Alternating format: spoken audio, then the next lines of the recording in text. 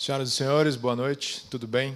Aqui é Renato Vilela, estou na companhia dos dois professores Frederico Bastos e Daniel Zugman.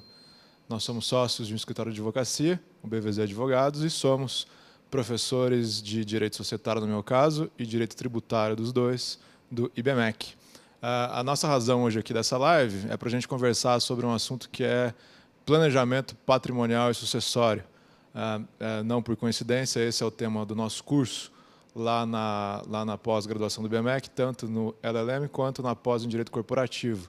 É um módulo específico de 8 aulas, no qual a gente aborda em detalhe esse assunto, aproveitando a nossa experiência prática e construindo um curso no qual a gente acompanha o fluxo normal de um planejamento sucessório vendido enquanto produto de um escritório de advocacia. Então, a nossa ideia hoje aqui é trocar algumas ideias rápidas sobre esse tema, de modo a pincelar alguns temas que a gente mergulha em detalhe no nosso curso. Tá? Esse nosso curso ele já está na 3ª edição. Vamos começar agora a 4ª edição na segunda-feira, na pós do LLM, do IBMEC. E já temos uma 4ª e uma 5ª edição já agendadas para o ano de 2019. Então, a primeira pergunta que a gente coloca nesse curso, quando está começando e naquele primeiro contato ali em sala de aula, é por que cargas d'água um cidadão vai se mexer para fazer um planejamento patrimonial ou sucessório? Quais são as vantagens que ele tem com isso e qual o valor que esse cara vai ter ao mexer no patrimônio e a pensar a sucessão dele e a reorganização dos bens que, em dado momento, que no momento inicial, ele tem na pessoa física, certo? Então, tentando responder essa primeira pergunta, por que a gente vai fazer um planejamento patrimonial sucessório, eu passo a palavra aqui para os meus colegas e professores Daniel e Frederico. Boa noite a todos. Bom, como o Renato falou, acho que a primeira pergunta que surge quando a gente começa a falar de planejar, não só o planejamento patrimonial, mas planejar qualquer coisa na nossa vida é: será que eu preciso me planejar? Será que eu sou uma das pessoas que sou elegível a um planejamento patrimonial? E acho que isso figura muito na fantasia das pessoas de que só aqueles que têm um patrimônio muito significativo que eventualmente estariam sujeitos a esse tipo de planejamento. E o que a gente busca abordar no curso é mostrar que os motivos que levam uma pessoa a fazer um planejamento vão muito além simplesmente do seu patrimônio financeiro, mas também o patrimônio afetivo da família. Então, preservar a unidade familiar, ter uma sucessão um pouco mais tranquila do que se fosse seguir um trâmite natural. Buscar, claro, uma eficiência tributária, uma eficiência do ponto de vista financeiro, para que essa sucessão também ocorra de uma maneira que traga benefícios à família, e também em termos de governança, quando a gente está falando de empresas familiares ou grupos que, eventualmente, busquem a perpetuidade do seu negócio, do seu patrimônio. Então, acho que a primeira questão para saber se você deve fazer um planejamento é saber se você tem interesses de governança, interesses familiares, interesses patrimoniais que, eventualmente, poderiam ser preservados ou ter riscos mitigados por conta de uma atividade de planejamento. Boa noite a todos. Fred, Renato, um prazer estar aqui com vocês, falando um pouquinho dos cursos de pós-graduação em Direito do IBMEC. Puxando aí o link do que vocês já iniciaram falando e trazendo um pouco a sardinha aqui para o lado tributário, o que é interessante a gente destacar, né? E uma das primeiras aulas do nosso curso, a gente fala, bom, qual que é a tributação normal se eu mantiver o meu patrimônio no nível da pessoa física, né? No nível da família? E um exemplo muito típico que a gente costuma dar é quando a família tem alguns imóveis, né, tem um rendimento de aluguel, cuja tributação no nível da pessoa física é uma tributação bastante onerosa, né? A gente fala da tabela progressiva do imposto de renda, que pode chegar até 27,5%. E existem estruturas que podem mitigar, né, otimizar a carga tributária sobre esse tipo de patrimônio, de rendimento, e gerar uma eficiência fiscal significativa. Então, a gente procura trazer esses exemplos do dia a dia, exemplos práticos, né, de situações que a gente vivenciou, de famílias que a gente já já identificou, também com base em casos da jurisprudência, né, em matéria tributária, em matéria societária, trazer um pouquinho dessa realidade prática para discutir com os nossos alunos, né? Então, acho que esse é a grande parte que enriquece o curso, é um pouco dessas questões práticas que a gente traz para debater e trazer também da vivência dos alunos, né?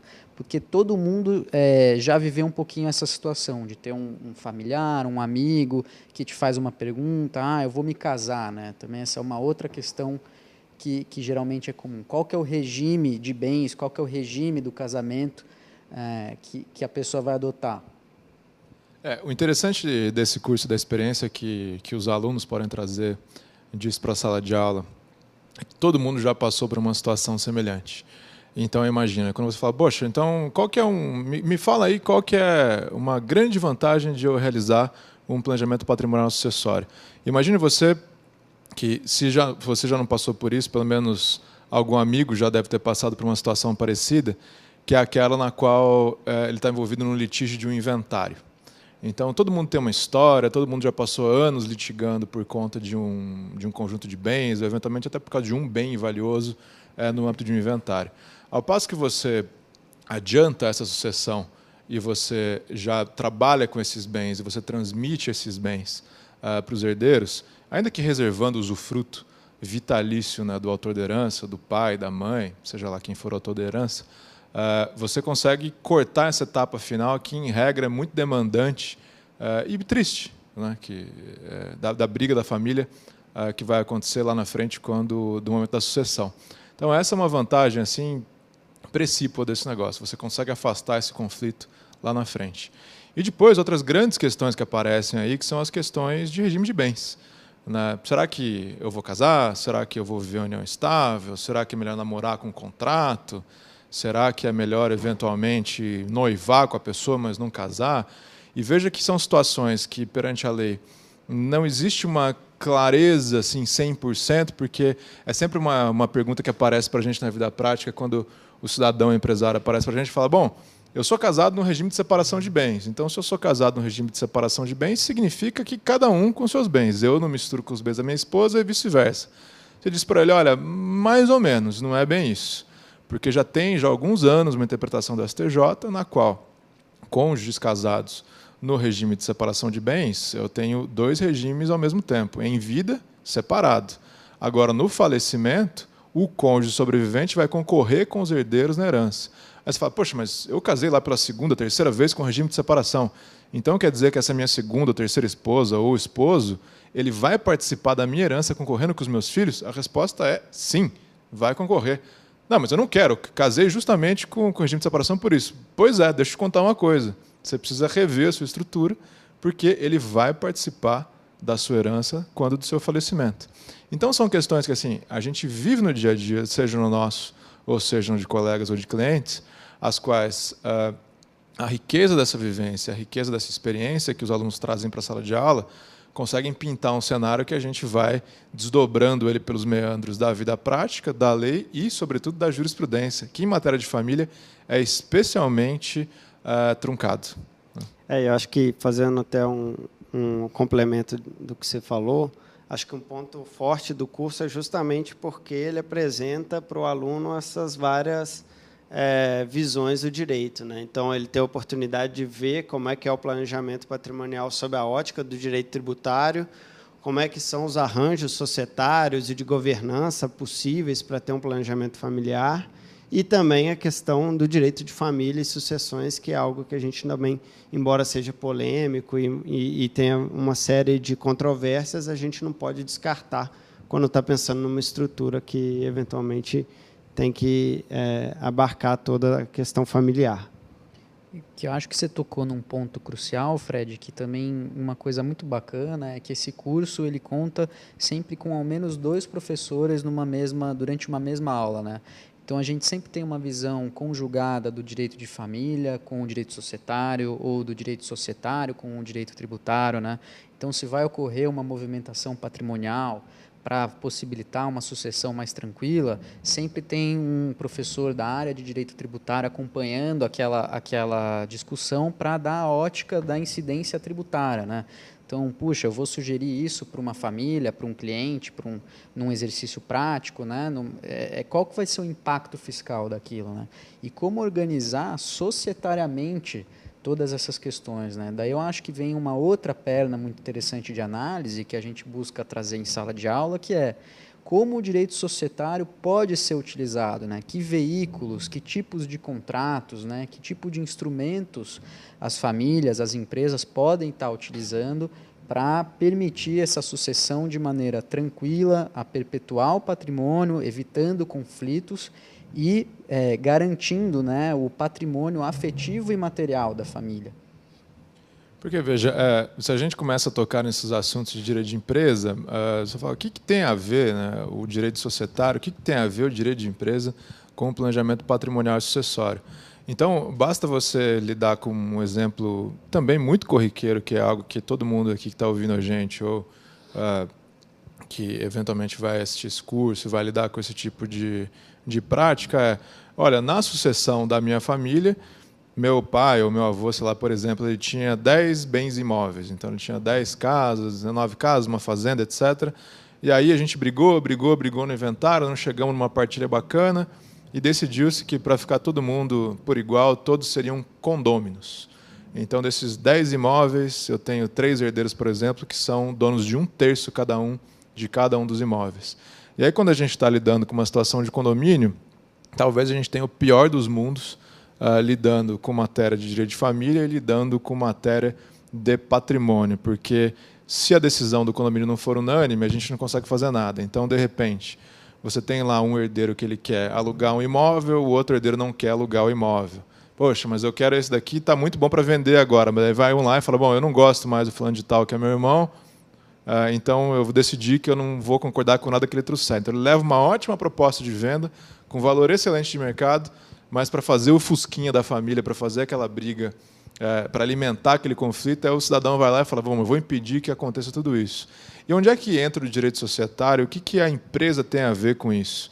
Vejam vocês que a empresa, por meio do direito societário, vai ser o veículo perfeito para quê? Eu vou criar aqui, por exemplo, uma holding familiar, na qual essa empresa aqui, ela vai ser a dona desses imóveis aqui embaixo. Aí a pergunta que vem é, poxa vida, então quem é que vai tomar as decisões para essa empresa? Um administrador previamente designado? Poxa, mas e as decisões maiores? Se a gente vai comprar ou vender, se vai reinvestir, o que a gente vai fazer com essa empresa? Eu tenho todo um processo decisório próprio do direito societário, que é um processo decisório da empresa. Quer dizer, qualquer grande decisão que eu for ter que tomar acima de um X valor que eu vou estabelecer em contrato, vai ter que ser feito mediante convocação de reunião, vai ter que ter pauta, vai ter instrução prévia, vai ter demonstrações financeiras, vai ter a companhia de advogados, etc. Então, quer dizer, eu crio toda uma formalização de tomada de decisão, na qual agora aquele negócio que poderia ser uma pintura horrorosa de um condomínio, no qual a gente ia ter que sair no tapa praticamente para decidir as matérias do dia a dia, eu tenho um rito formalizado, definido quem tem poder para quê, qual é o limite do poder que cada uma das pessoas tem, o que o administrador pode fazer sem questionar os sócios, e por aí vai. Por exemplo, a gente poderia ter uma situação desses 3 herdeiros. Poxa, eles não se dão bem, não estão mais convivendo numa boa. Ok, então o administrador não vai ser nenhum dos 3. Vamos pagar para ter um administrador externo que vai ser o cara que vai tocar o dia a dia. Ele vai se relacionar com os inquilinos, ele vai tratar com as imobiliárias, ele vai pagar os impostos e por aí vai. Então, veja que o direito societário aqui aplicado a essa situação do planejamento patrimonial e familiar, ele serve como uma ferramenta de formalização do dia a dia e das grandes decisões que tem que ser tomada em relação a esse patrimônio.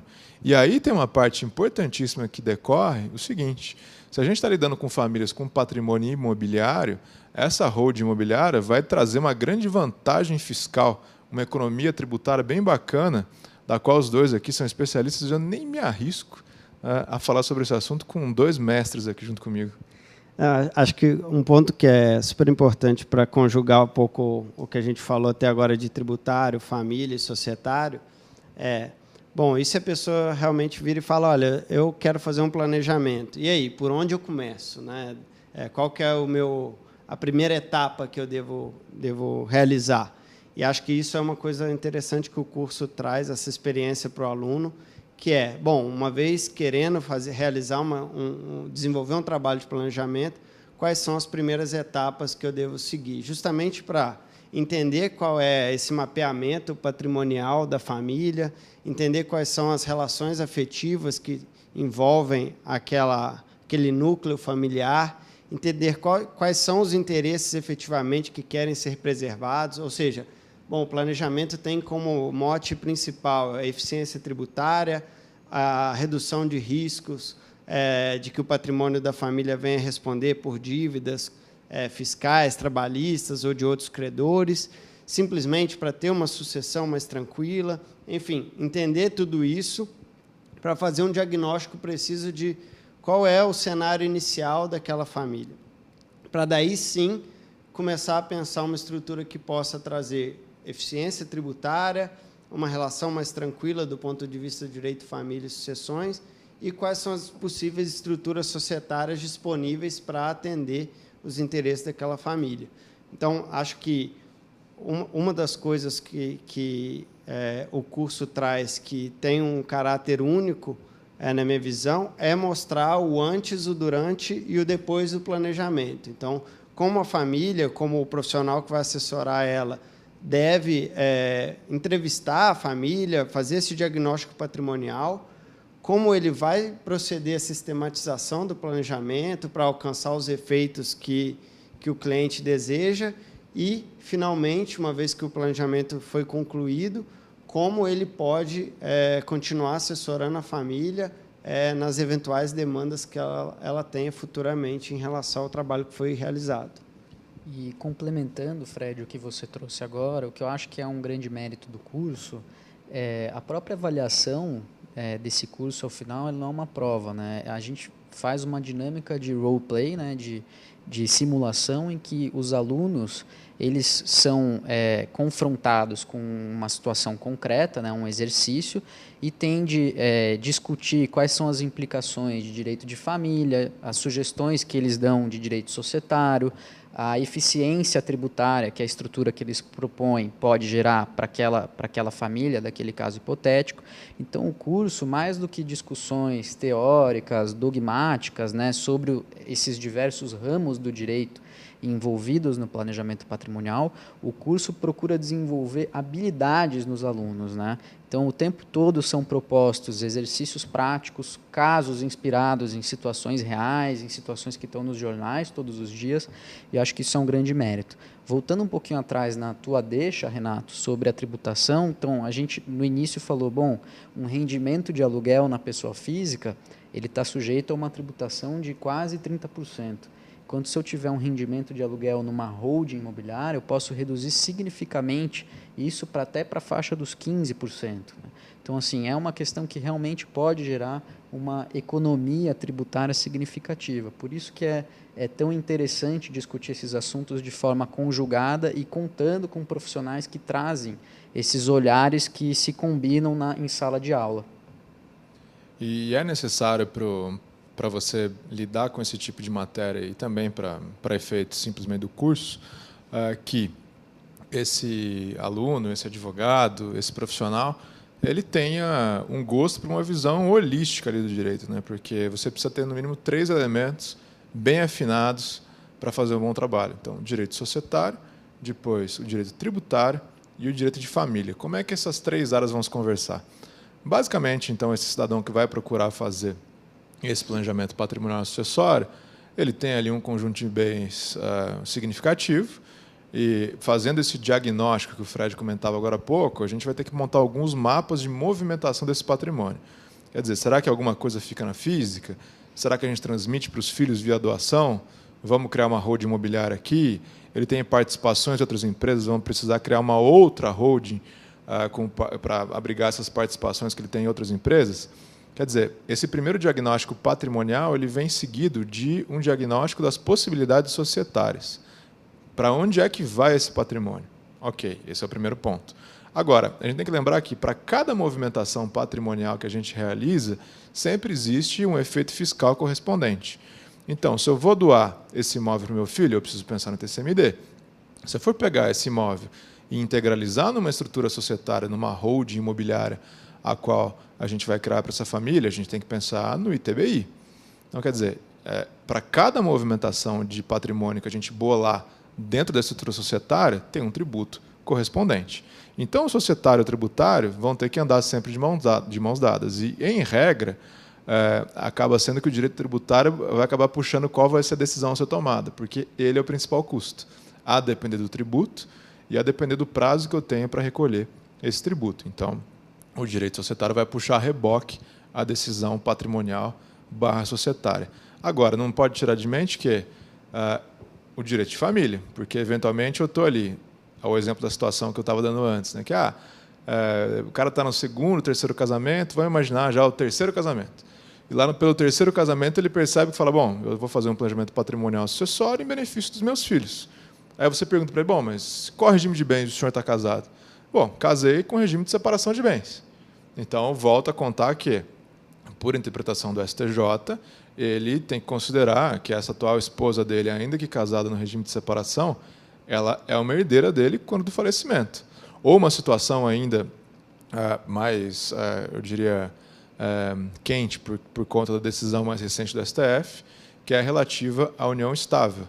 Né? Lembrem vocês que teve aí um julgado super importante relatado pelo ministro Barroso, no qual ele equiparou para efeitos sucessórios o companheiro como se fosse um cônjuge casado. Então, se esse cidadão também viver a união estável e, de repente, a gente precisa avaliar aí como que pode ser frouxa hoje em dia o conteúdo probatório para se provar a existência de uma união estável, é necessário já tomar de barato que esse companheiro pode ser considerado, então, um herdeiro, dado que hoje ele é equiparado para fins sucessórios como se cônjuge casado fosse. Então, quer dizer, além de fazer esse diagnóstico inicial patrimonial, entender quais vão ser as repercussões tributárias a partir da movimentação desse patrimônio, é entender exatamente quem é que são os herdeiros desse patrimônio. Eventualmente, não estamos nem falando do cônjuge, mas de um filho. Poxa, o filho tem uma namorada. Namora há quanto tempo? Namora 5 anos. E eles moram juntos? Mais ou menos. Aquele negócio, 3 noites na casa de um, depois 2 na casa do outro. Viaja junto? Viaja. Tem intuito de construir família? Aparentemente, sim. Todo mundo está apostando que eles vão casar. Mas será que eu vou ter que sugerir um contrato de namoro ou eu vou sugerir que, olha, melhor casar com regime de separação, fazer um pacto antinupcial? Mas casamento eu acho que não, é muito, de repente eles não querem ainda. Vamos discutir então o contrato de namoro.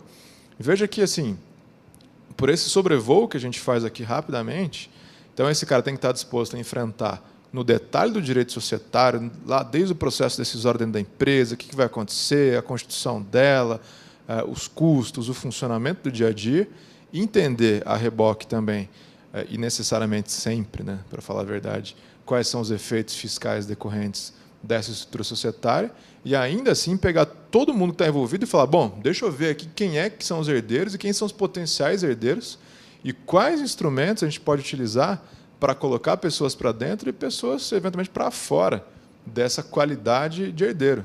Né? Um contrato de namoro, um testamento, o que a gente vai fazer?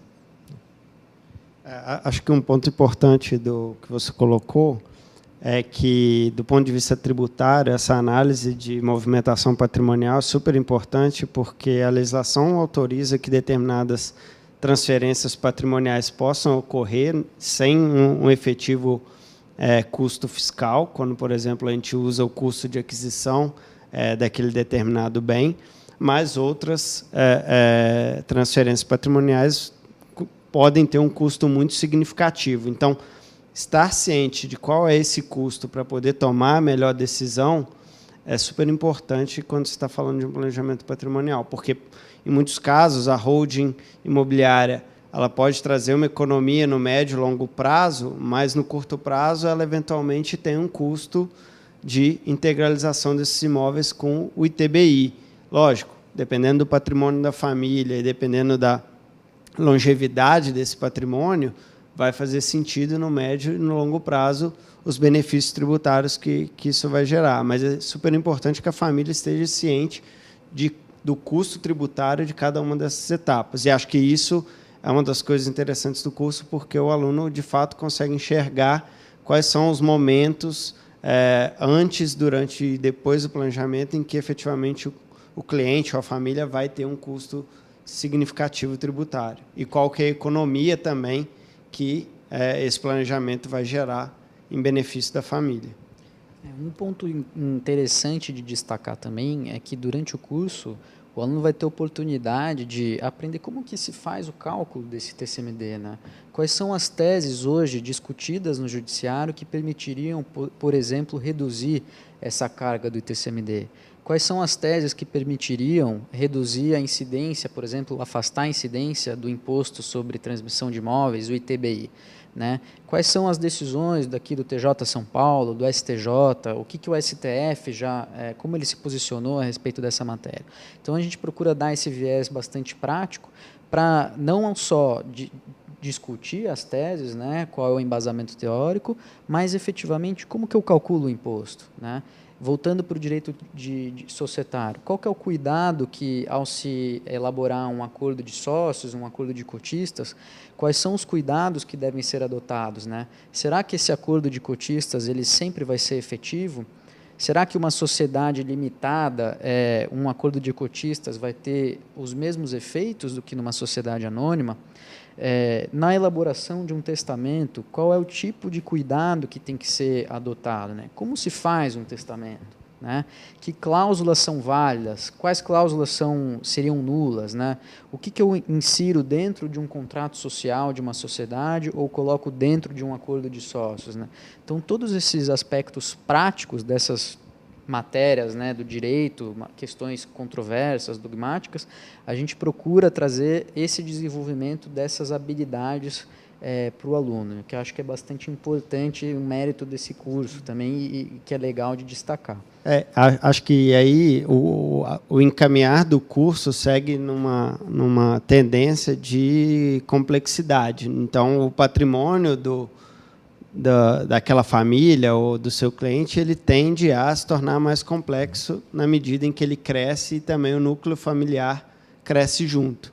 E então o curso ele também apresenta estruturas um pouco mais sofisticadas do que aquelas que são mais comumente vistas no dia a dia. Então o aluno também vai ter experiência de ver como funciona um fundo de investimento que vai atender aos interesses da família, vai entender como é que funciona a estrutura de trust, né, de outras estruturas no exterior que, eventualmente, podem, do ponto de vista familiar e do ponto de vista tributário, trazer benefícios para aquele núcleo.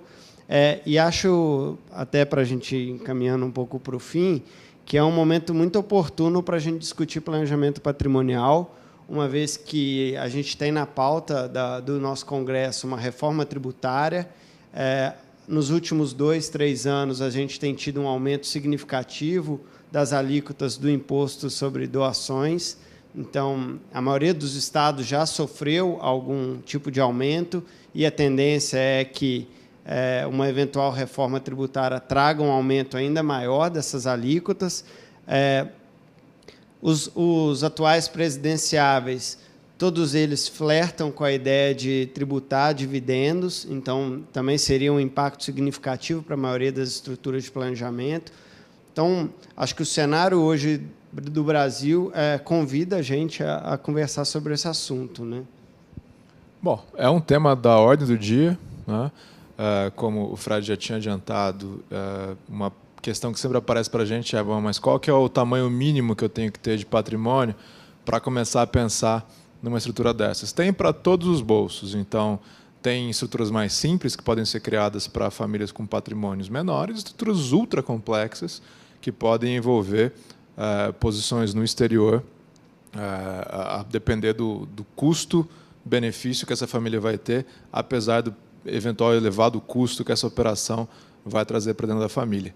Em resumo, a gente tem aqui uma cabeça pegando fogo com direito societário, tributário, família e com um tema assim, absolutamente na ordem do dia para discutir todas essas matérias aí correlatas ao curso. Então, mais uma vez, fica o convite aqui para vocês. A gente já está indo para a 4ª edição, vai ter no ano que vem, no âmbito da pós do IBMEC.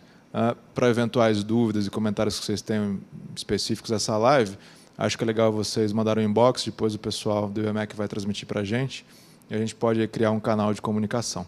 Tá certo? Então, muito obrigado aí pela atenção de vocês. Eu espero que a gente possa se encontrar no futuro.